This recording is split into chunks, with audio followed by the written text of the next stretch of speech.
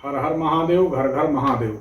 मैं ज्योतिष आचार्य पंडित विनोद कुमार दुबे, जबलपुर मध्य प्रदेश से आप देख रहे हैं हमारा यूट्यूब भविष्य फल चैनल। हमारे इस भविष्य फल चैनल में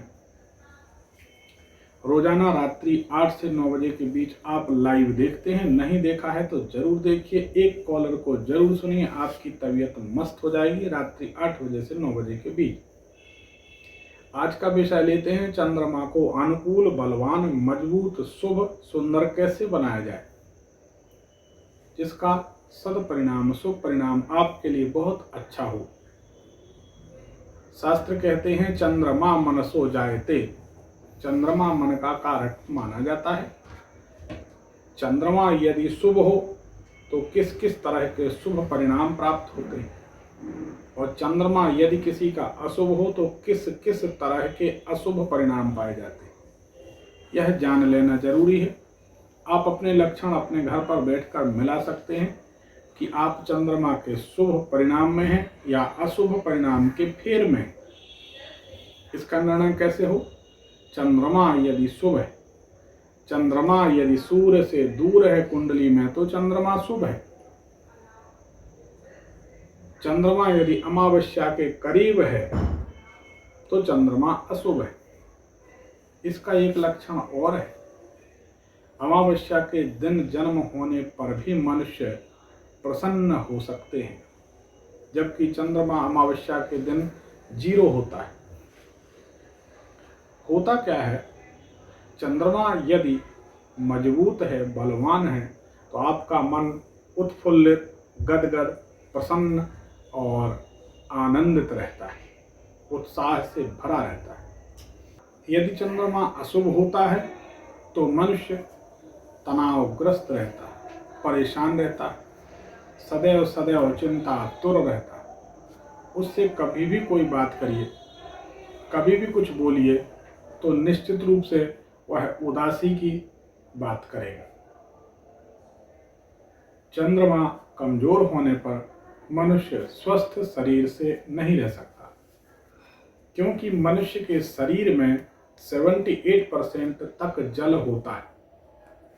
जैसे पृथ्वी में 78% तक जल होता है, और इस जल को चंद्रमा पूरी तरह प्रभावित करता है।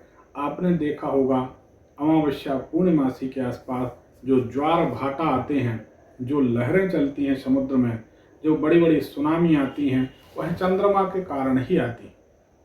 चंद्रमा का इतना सटीक प्रभाव है। चंद्रमा 27.5 दिन में पूरी जो भचक्र होता है, यानी 12 राशियों के चक्र को भचक्र कहा जाता है।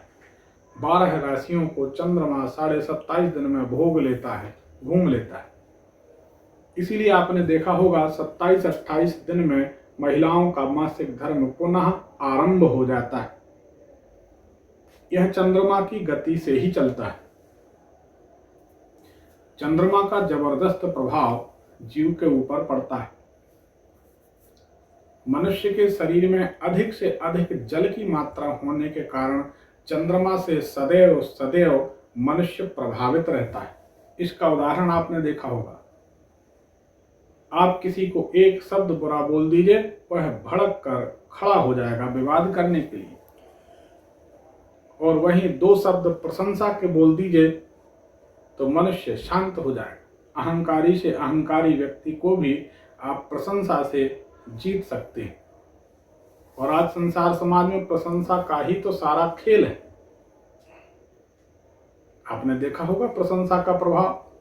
आपकी आवाज कोयल जैसी है, आपकी आंखें झील जैसी गहरी हैं, आपकी बात ही अलग है।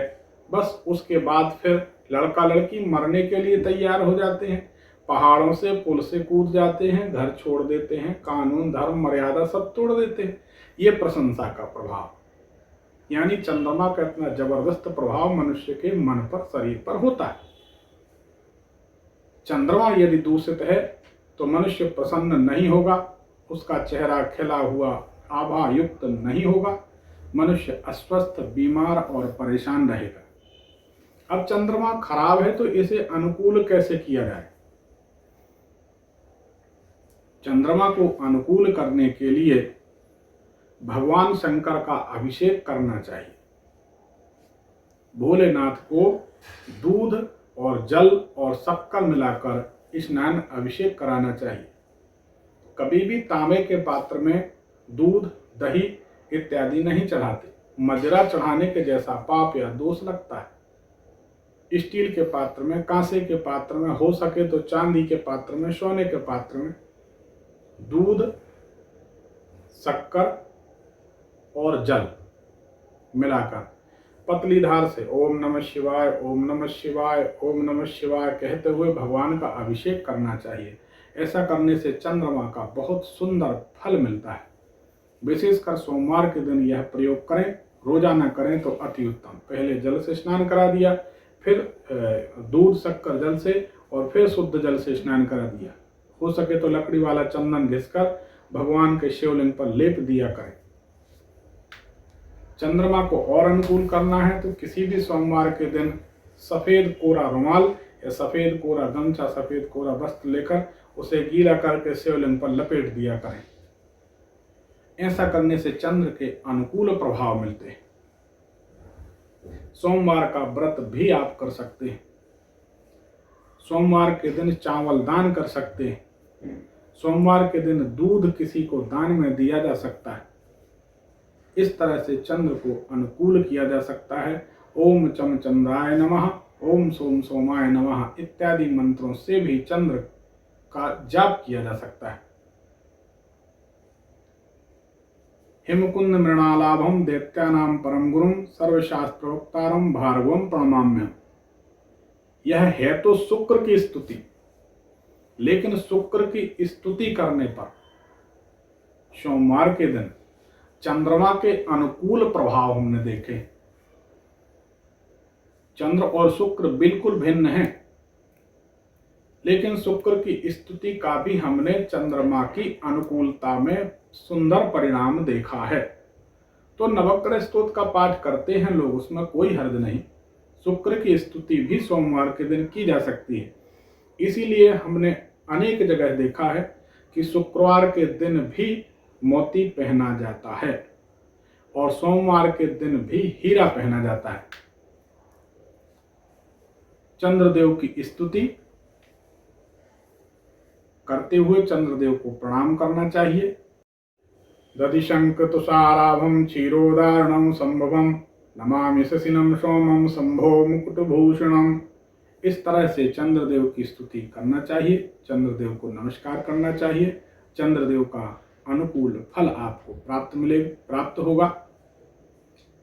हमारे इस YouTube भविष्य फल चैनल को आप सब्सक्राइब करें, बेल आइकन दबाएं, शेयर करें, लाइक करें, ताकि दूसरों का भी भला हो। और लाइव में रोजाना रात्रि 8 से 9 के बीच हमारे ज्योतिष के इस कार्यक्रम में आप जुड़िए और अपनी समस्याओं का समाधान प्राप्त करिए।